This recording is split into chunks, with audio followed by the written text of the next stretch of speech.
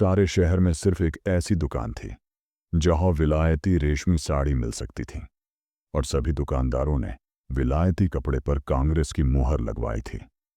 मगर अमरनाथ की प्रेमिका की फरमाइश थी, उसको पूरा करना जरूरी था। वह कई दिन तक शहर की दुकानों का चक्कर लगाते रहे, दुगुना दाम देने पर तैयार थे, लेकिन कहीं सफल मनोरथ न हुए और उसके तकाजे बराबर बढ़ते जाते थे। होली आ रही थी। आखिर वह होली के दिन कौन सी साड़ी पहनेगी? उसके सामने अपनी मजबूरी को जाहिर करना अमरनाथ के पुरुषोचित अभिमान के लिए कठिन था। उसके इशारे से वह आसमान के तारे तोड़ लाने के लिए भी तत्पर हो जाते। आखिर जब कहीं मकसद पूरा न हुआ तो उन्होंने उसी खास दुकान पर जाने का इरादा कर लिया। उन्हें यह मालूम था कि दुकान पर धरना दिया जा रहा है, सुबह से शाम तक तैनात रहते हैं और तमाशाइयों की भी हरदम खासी भीड़ रहती है। इसलिए उस दुकान में जाने के लिए एक विशेष प्रकार के नैतिक साहस की जरूरत थी, और यह साहस अमरनाथ में जरूरत से कम था। पढ़े लिखे आदमी थे, राष्ट्रीय भावनाओं से भी अपरिचित न थे, यथाशक्ति स्वदेशी चीजें ही इस्तेमाल करते थे, मगर इस मामले में बहुत कट्टर न थे। स्वदेशी मिल जाए तो बेहतर, वरना विदेशी ही सही, इस उसूल के मानने वाले थे। और खासकर जब उसकी फरमाइश थी, तब तो कोई बचाव की सूरत ही ना थी। अपनी जरूरतों को तो वह शायद कुछ दिनों के लिए टाल भी देते, मगर उसकी फरमाइश तो मौत की तरह अटल है। उससे मुक्ति कहां? तय कर लिया कि आज साड़ी जरूर लाएंगे। कोई क्यों रोके? किसी को रोकने का क्या अधिकार है? माना स्वदेशी का इस्तेमाल अच्छी बात है, लेकिन किसी को जबरदस्ती करने का क्या हक है? अच्छी आज़ादी की लड़ाई है जिसमें व्यक्ति की आज़ादी का इतना बेदर्दी से खून हो। यूं दिल को मजबूत करके वह शाम को दुकान पर पहुंचे। देखा तो 5 वॉलंटियर पिकेटिंग कर रहे हैं और दुकान के सामने सड़क पर हजारों तमाशाई खड़े हैं। सोचने लगे दुकान में कैसे जाए। कई बार कलेजा मजबूत किया और चले, मगर बरामदे तक जाते जाते हिम्मत ने जवाब दे दिया। संयोग से एक जान पहचान के पंडित जी मिल गए।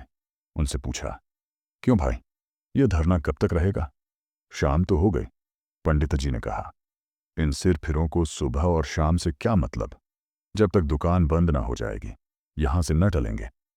कहिए, कुछ खरीदने को इरादा है? आप तो रेशमी कपड़ा नहीं खरीदते?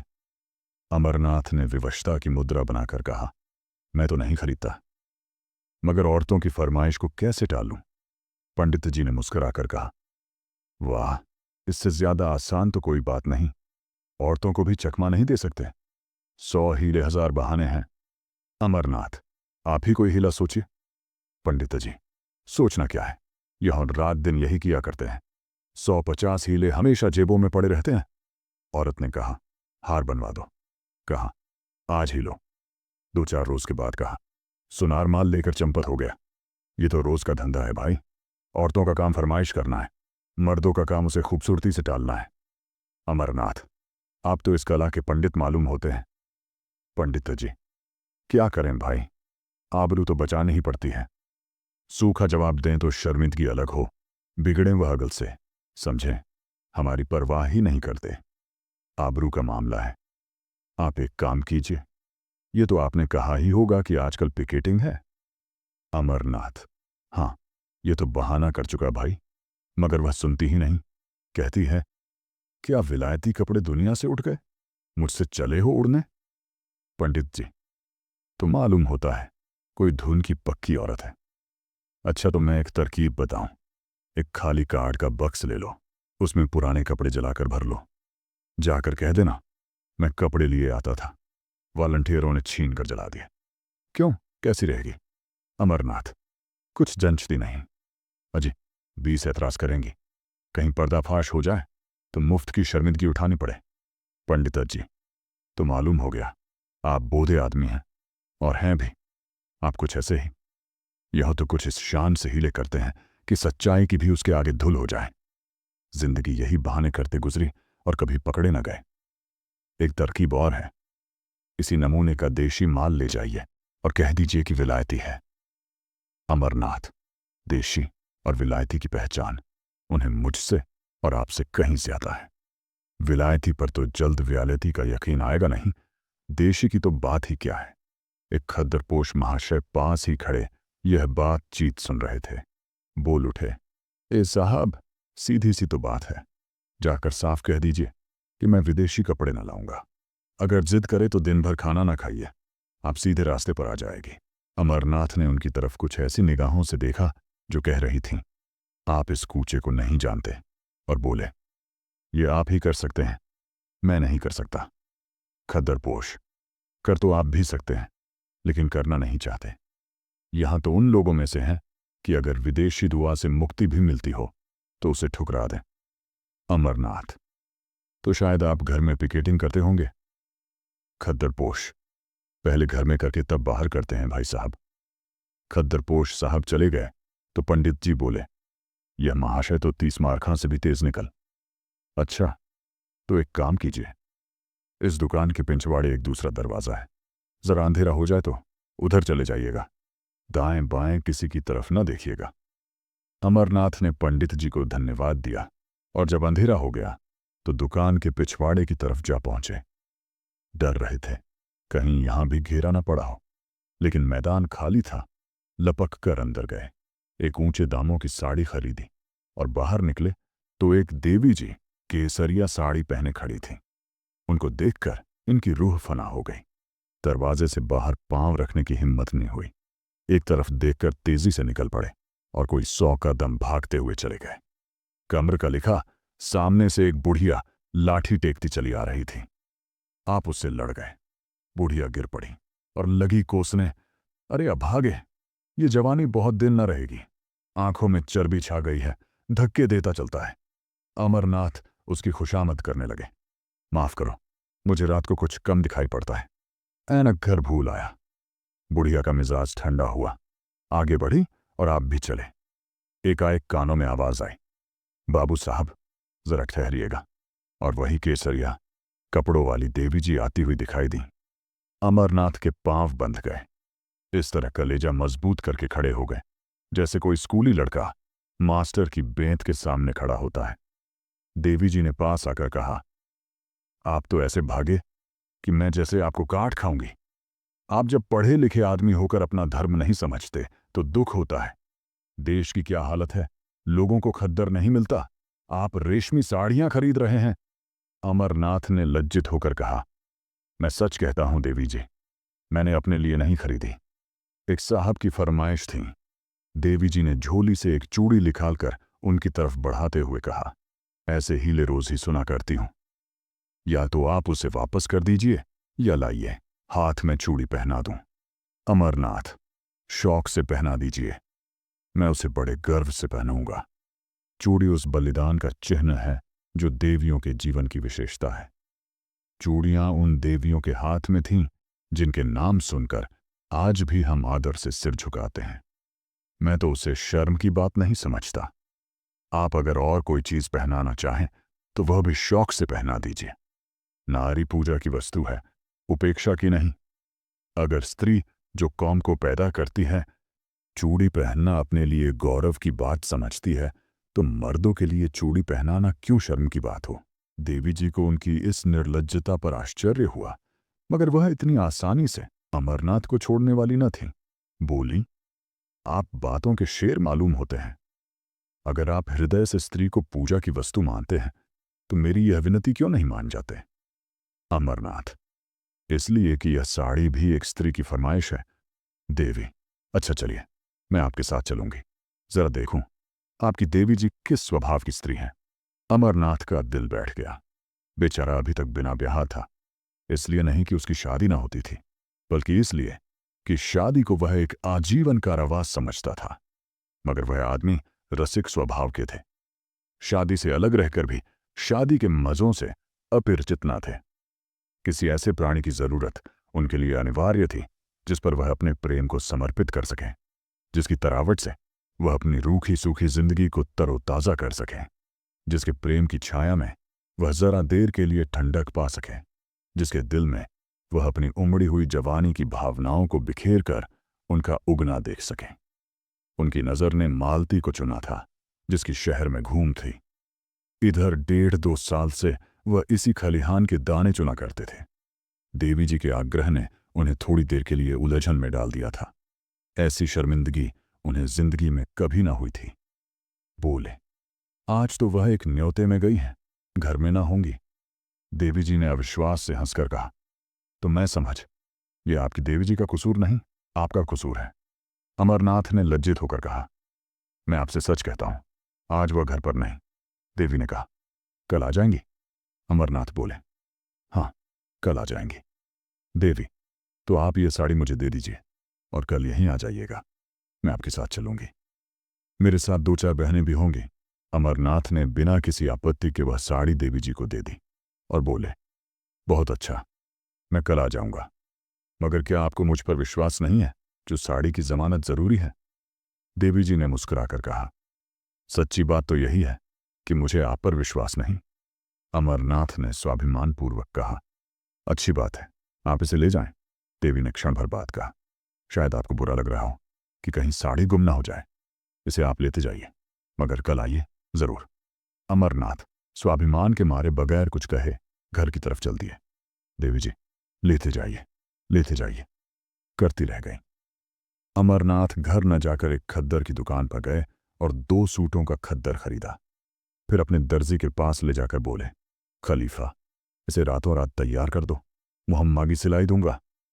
दर्जी ने कहा, बाबू साहब, आजकल तो होली की भीड़ है, होली से पहले तैयार न हो सकेंगे। अमरनाथ ने आग्रह करते हुए कहा, मैं मुहम्मागी सिलाई दूंगा, मगर कल दोपहर तक मिल जाए। मुझे कल एक जगह जाना है, अगर दोपहर तक ना मिले तो फिर मेरे किस काम के ना होंगे। दर्जी ने आधी सिलाई पेश की ले ली और कल तैयार कर देने का वादा किया। अमरनाथ यहां से आश्वस्त होकर मालती की तरफ चले। कदम आगे बढ़ते थे, लेकिन दिल पीछे रह जाता था। काश वह उनकी इतनी विनती स्वीकार कर ले कि कल 2 घंटे के लिए उनके वीरान घर को रोशन करे, लेकिन यकीनन वह उन्हें खाली हाथ देखकर मुंह फेर लेगी, सीधे मुंह बात नहीं करेगी, आने का जिक्र ही क्या। एक ही बेमुरौवत है, तो कल आकर देवी जी से अपनी सारी शर्मनाक कहानी बयान कर दूं। उस भोले चेहरे की निस्वार्थ उम्मग उनके दिल में एक हलचल पैदा कर रही थी।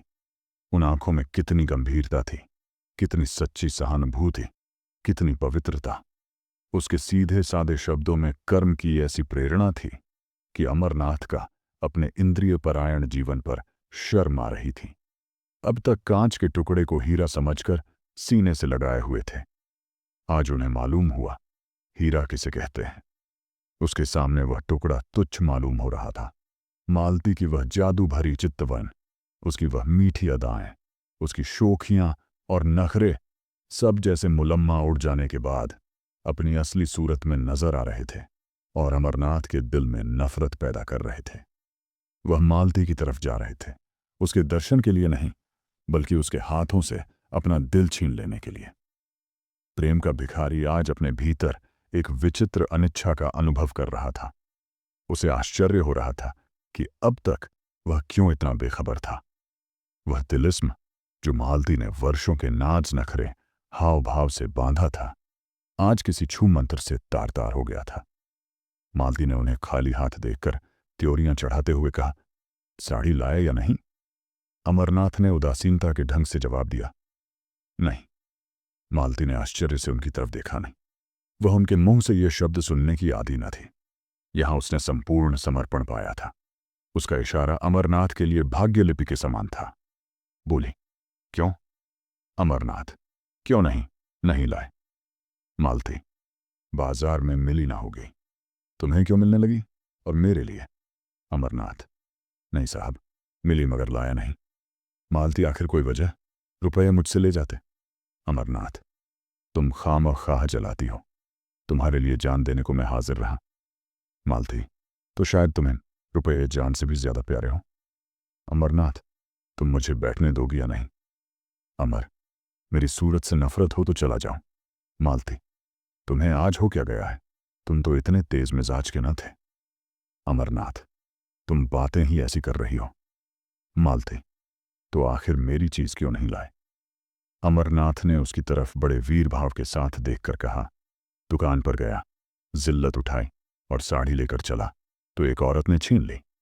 मैंने कहा, मेरी बीवी की फरमाइश है तो बोली, मैं उन्हीं को दूंगी, कल तुम्हारे घर आऊंगी। मालती ने शरारत भरी नजरों से देखते हुए कहा, तो यह कहिए, आप दिल हथेली पर लिए फिर रहे थे, एक औरत को देखा और उसके कदमों पर चढ़ा दिया। अमरनाथ, वह उन औरतों में नहीं जो दिलों की घात में रहती हैं। मालती तो कोई देवी होगी। अमरनाथ, मैं उसे देवी ही समझता हूं। मालती, तो आप उस देवी की पूजा कीजिएगा। अमरनाथ, मुझ ऐसे आवारा नौजवान के लिए उस मंदिर के दरवाजे बंद हैं। मालती बहुत सुंदर होगी। अमरनाथ न सुंदर है, न रूप वाली, न ऐसी अदाएं कुछ, न मधुर भाषिणी, न तनवंगी। बिल्कुल एक मामूली मासूम लड़की है। लेकिन जब मेरे हाथ से उसने साड़ी छीन ली तो मैं क्या कर सकता हूं। मेरी गैरत ने तो गवारा न किया कि उसके हाथ से साड़ी छीन लूं। तुम्हें इंसाफ करो, वह दिल में क्या कहती। मालती, तो तुम्हें इसकी ज्यादा परवाह है कि वह अपने दिल में क्या कहेगी। मैं क्या कहूंगी इसकी जरा भी परवाह न थी। मेरे हाथ से कोई मर्द मेरी कोई चीज छीन ले तो देखूं, चाहे वह दूसरा कामदेव ही क्यों ना हो। अमरनाथ, अब इसे चाहे मेरी कायरता समझो, चाहे हिम्मत की कमी, चाहे शराफत, मैं उसके हाथ से न छीन सका। मालती, तो कल वह साड़ी लेकर आएगी। क्यों? अमरनाथ, जरूर आएगी। मालती, तो जाकर मुंह धोआओ। तुम इतने नादान हो यह मुझे मालूम न था। साड़ी देकर चले आए, अब कल वह आपको देने आएगी। कुछ भंग तो नहीं खा गए?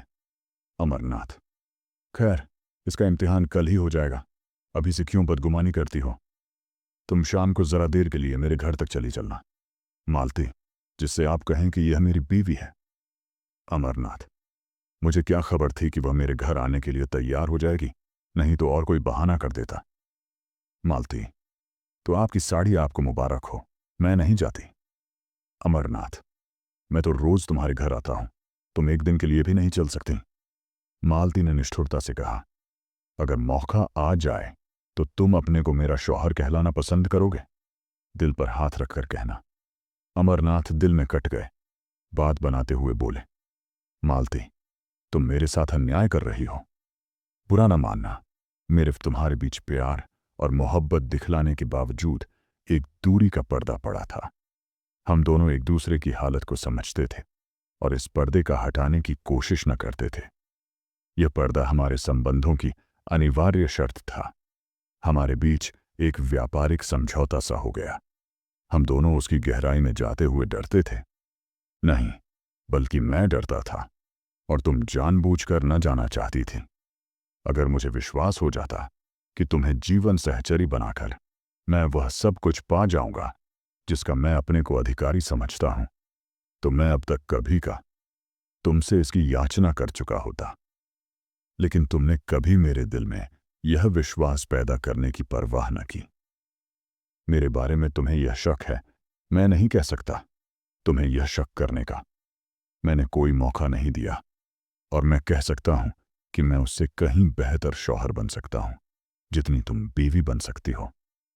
मेरे लिए सिर्फ एतवार की जरूरत है और तुम्हारे लिए ज्यादा वज्जनी और ज्यादा भौतिक चीजों की। मेरी स्थायी आमदनी 500 से ज्यादा नहीं। तुमको इतने में संतोष ना होगा। मेरे लिए सिर्फ इस इत्मीनान की जरूरत है कि तुम मेरी और सिर्फ मेरी हो। बोलो, मंजूर है? मालती को अमरनाथ पर रहम आ गया। उसकी बातों में जो सच्चाई भरी हुई थी उससे वह इनकार न कर सकी। उसे यह भी यकीन हो गया कि अमरनाथ की वफा के पैर डगमगाएंगे नहीं। उसे अपने ऊपर इतना भरोसा था कि वह उसे रस्सी से मजबूत जकड़ सकती है, लेकिन खुद जकड़े जाने पर वह अपने को तैयार न कर सकी। उसकी जिंदगी मोहब्बत की बाजीगरी में, प्रेम के प्रदर्शन में गुजरी थी। वह कभी उस शाख में चहकती फिरती थी, पैकेद, आजाद, बेबंद। क्या वह चिड़िया पिंजरे में बंद रह सकती है जिसकी जबान तरह तरह के मजों की आदी हो गई हो? क्या वह सूखी रोटी से तृप्त हो सकती है? इस अनुभूति ने उसे पिघला दिया। बोली, आज तुम बड़ा ज्ञान बघार रहे हो। अमरनाथ, मैंने तो केवल यथार्थ कहा है। मालती, अच्छा, मैं कल चलूंगी, मगर 1 घंटे से ज्यादा वहां ना रहूंगी। अमरनाथ का दिल शुक्रिया से भर उठा। बोला, मैं तुम्हारा बहुत कृतज्ञ हूं मालती। अब मेरी आबरू बच जाएगी, नहीं तो मेरे लिए घर से निकलना मुश्किल हो जाता है। अब देखना यह है कि तुम अपना पाठ कितनी खूबसूरती से अदा करती हो। मालती, उसकी तरफ से तुम इत्मीनान रखो। ब्याह नहीं किया, मगर बारातें देखी हैं।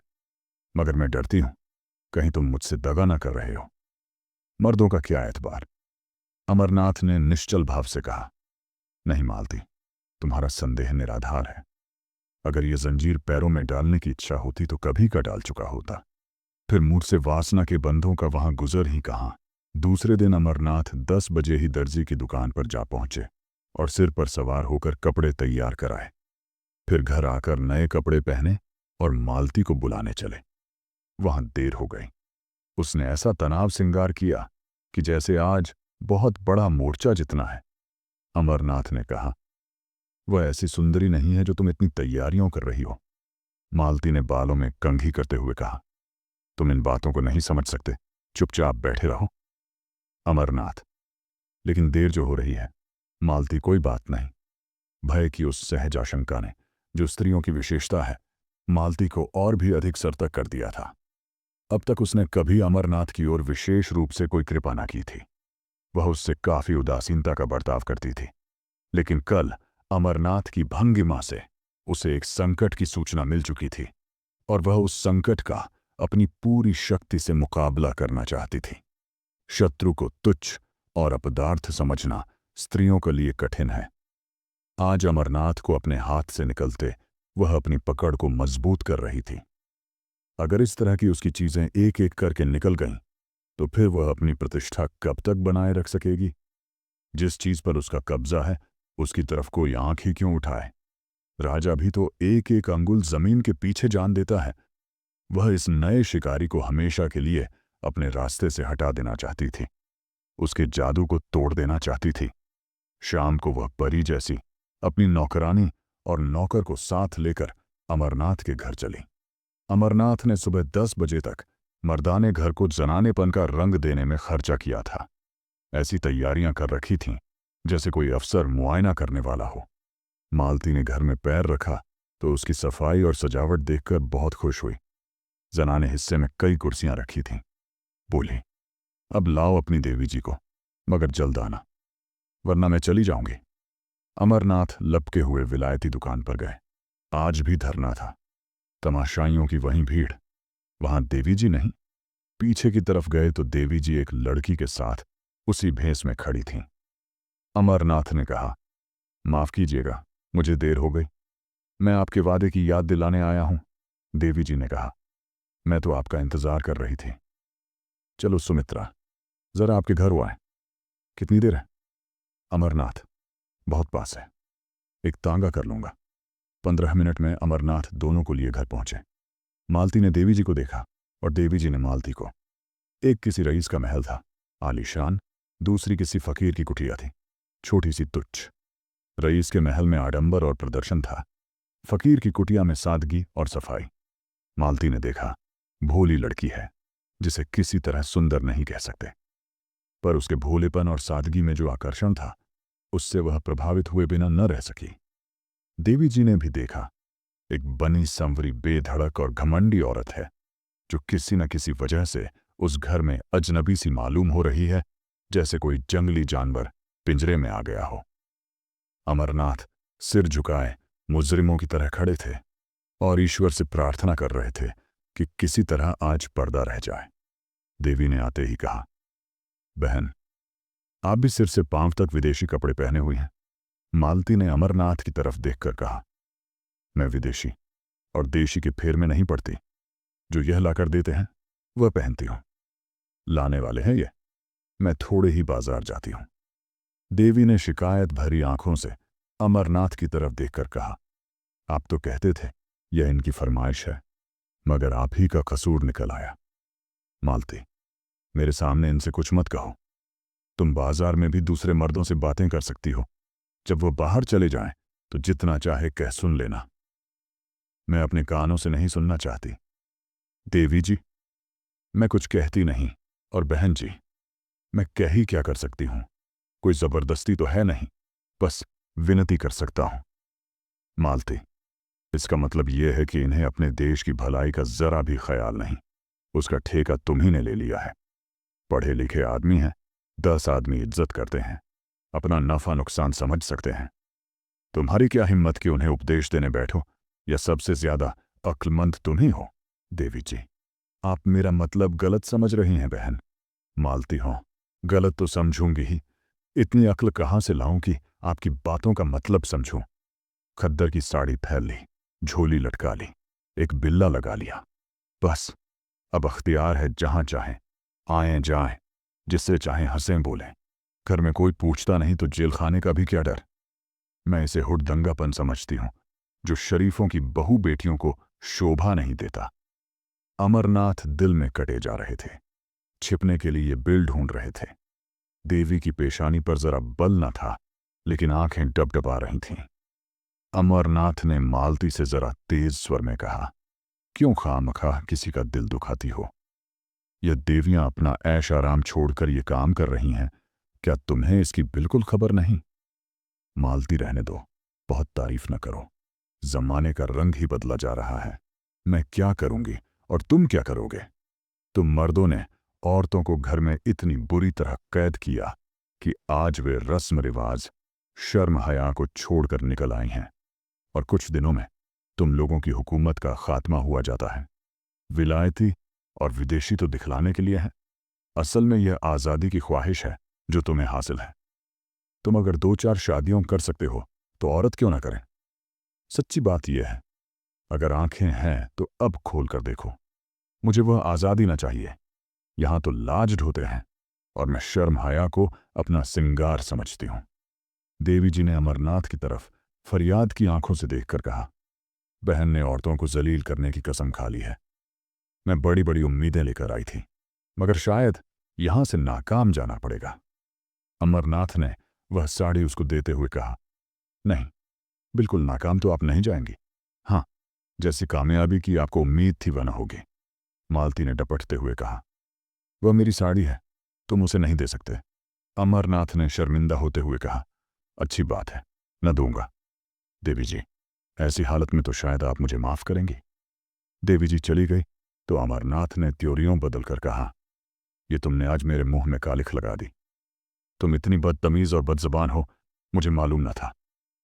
मालती ने रोषपूर्ण स्वर में कहा, तो अपनी साड़ी उसे दे देती। मैंने ऐसी कच्ची गोलियां नहीं खेली। अब तो बदतमीज भी हूं, बदजबान भी। उस दिन इन बुराइयों में से एक भी न थी जब मेरी जूतियां सीधी करते थे।